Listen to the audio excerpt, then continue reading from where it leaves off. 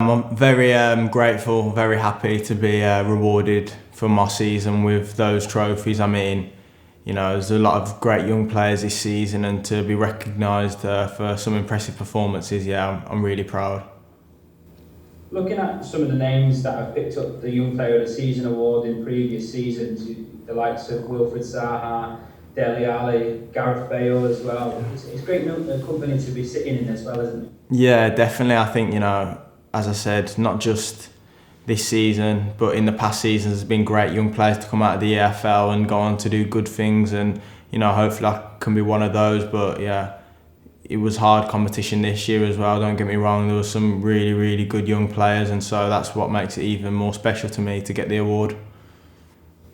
Talk us through your journey, not just on the field, but off the field. The LFE Championship Apprentice of the Year is not just to do with the football, it's to do with the educational side and the classroom element of it as well. Just talk us through what that's been like for you. Yeah, it's quite tough when, the championship and the games schedule is very demanding. You're playing Tuesday, Wednesday, Friday, Saturday, and it's very all up in the air sometimes, and then finding the time to try and get down in the classroom and get some work in is quite tough for a lot of the boys normally, but especially in my position. And I've got to give all praise to Mark Sinclair and Birmingham City for giving me all the chance to catch up with my all my work and get it done.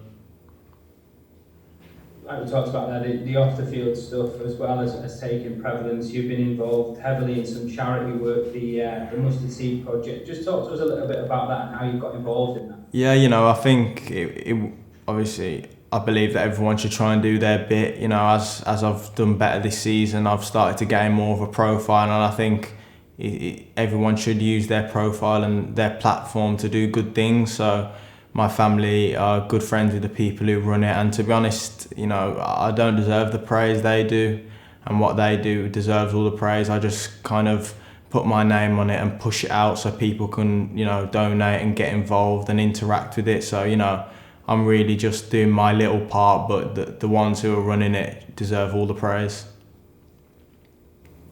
And then on the pitch, you broke a long-standing record that was set by Trevor Francis in 1970, becoming the youngest player to start in a cup fixture for your hometown Birmingham. Just talk to us a little bit about that. How big of a moment was that for you? Yeah, surreal, and I don't think it will ever properly hit me, well, not for a while, about how big it is. My boyhood club, the club's greatest ever player, probably the biggest icon the club's ever had. What he went on to do in his own career, but whilst he was at Birmingham as well, how good he was, and a perfect role model for me, really. And to go and beat that record by quite a bit and carry on playing, it is massive for me, and I'll never be able to kind of describe how much it meant to me and my family. And then obviously on top of that, your home debut followed shortly after. I think it was in the same month you came off the bench against Stoke City. But it wasn't the fact that you came on to play for your hometown club, you actually scored the winner as well. So yeah. It was probably all your dreams coming very quickly at once. Yeah, it was almost like a month of dreams, really, that got me into first team football. I came on in that game not really expecting much of myself, and as I got into it, I thought, why not try and be the one to change the game. And obviously probably the luckiest goal you'll ever see, but you have to be there to score them and hit them, and I did that. And again, a surreal moment, and I couldn't describe it to you even if I had 15, 20 more minutes here. It's one of those things as well, isn't it? That shows the quality and the ladder that young players in the EFL can achieve if they put the hard work down and the effort, and the streams are there for players like yourself. Doesn't matter what age you're at, to come through the EFL and show their talents on a big stage like the Championship week in, week out. Yeah, 100%. I think it's not all about quality as well. It's really just about having that fire in your belly and that hunger to go and stand out and change a game regardless of your age. It's easy to kind of get your debut and coast a little bit because you'll always be the young one, but to go and make an impact like so many of the young players have, I think it's a credit to themselves, of course, the clubs that they're at, and the league as well. And in my case, obviously, the work Birmingham City did with me, I can't thank them enough, as I've said a million times, but I think it is important to highlight that for giving me the platform to obviously go and do those things that I said earlier. What do you put last season down to then? Obviously, you come through relatively unknown youngster through the ranks, and then you've turned out to be this player that Birmingham City fans obviously always knew about, being a local lad, but you've gone out there and shown what you're made of on a weekly basis. What do you kind of put your rise up the EFL down to?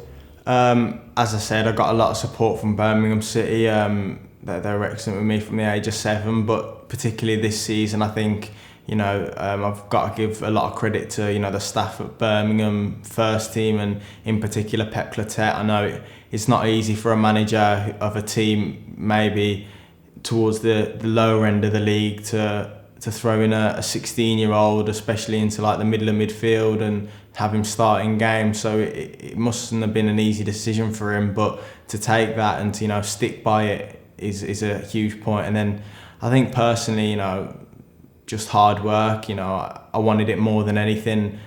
It was the only goal I had was to perform well for Birmingham City and get into the first team and continue to play well. I know, like we talked about before, you made your debut in that EFL Cup game against Portsmouth. It just shows that the EFL are providing some fantastic competitions for youngsters to express themselves in, such as that one, and the EFL trophy as well further down the divisions. Yeah, of course. I think for the EFL, it's great to have the checker trade as well. It gives players even at the top clubs the chance to go and play against first team players, experienced pros, and then obviously you have the EFL Cup that I made my debut in. It's also a great chance for teams focusing on the league to see what their young guns are made of, and that's where a lot of players have to take their chance, and luckily I did and managed to keep my place. It hasn't stopped there for you. You've obviously careers moved on significantly in just a short space of time has been this season.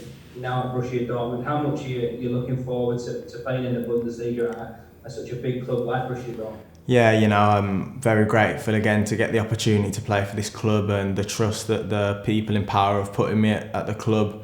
I can't wait to get started. We've had a lot of training sessions, a few pre-season games, and so far so good for me, and I just want to carry that on into the season and see where it can get us. I'm buzzing, I can't wait. You're not going out there with your eyes wide shut, so to speak. You've got a teammate who came through an EFL academy as well, in Jadon Sancho, another Englishman out in Germany. Just talk us through what he said to you. It's obviously never easy to move to a different club anyway, but one out in a different country. It's nice to have someone, a bit of a patriotic man alongside you like Sancho. Yeah, definitely. I think Jadon's been a huge help to me since I've been here. Just not even necessarily like teaching me all about the league and always talking about football, but he's been really good just to have a chat with. Essentially, when I've needed his help on the pitch, he's been there for me, and in the games we've formed quite a good connection. So I look forward to picking his brains more and really trying to maximise my knowledge from his experiences. Just touching on the international side of things, you've just been called up to the England under-21 squad. Congratulations for that. Thank you. You look at some of the individuals that are within that squad, just to pick a few. You've got Every Chiese, who was at QPR last season, a fantastic season that he had. Also Max Aarons, who won a bag full of awards at the 2018 EFL Awards Night in London. It just shows that the EFL are providing the international stage with some fantastic players as well, like yourself. Yeah, of course. The two that you've mentioned are excellent players. You also have Brewster as well, and I'm sure there'll be a few more next season that have been playing in the EFL this season that get their chance at under 21 level. And I think again it's a credit to the league and the opportunities that it gives young players. Obviously we have to be the ones to take them, but to be in a league that demands so much and so much squad rotation, I think it definitely opens up the chance for us young players, and as I said, that will continue, and continue to get players into international level as well. It's not just in the under-21s category that the players from the EFL are starting to flourish. We're now seeing Gareth Southgate call up the likes of Calvin Phillips, who spent his last season with Leeds United as they managed to get back into the Premier League. It just shows that people like Gareth Southgate in the big clubs and the international stages are watching the EFL and the Championship and showing what a fantastic division it is. Yeah, of course. I think, the Championship, often seen as a gritty kind of league, but at the end of the day, it's hard to ignore and it's hard to deny that it's one of the best leagues in the world competitively. You look at it this season in particular, there's not really one team that you'd bet your house on to go up or even, stay in the division. So, to perform in a league like this, you have to have done quite well and you have to have been really good at what you do. And obviously, Calvin's got his chance in the internationals based off his performances. So that's another great, poster for the league. And then the last question then is how has the EFL benefited you? It's not just helped you with your dreams of playing for your hometown club, it's helped you move to this European giant in Borussia Dortmund. It's been a successful ladder, would you say? Yeah, of course. Again, it's been a great platform for me to just go and perform and show my ability. And, as I said, it's down to me to do that and essentially take my opportunity. But to be in a league like that where you have a lot of teams that are willing to go and blood their youngsters, I think it is great and I think it will continue as well.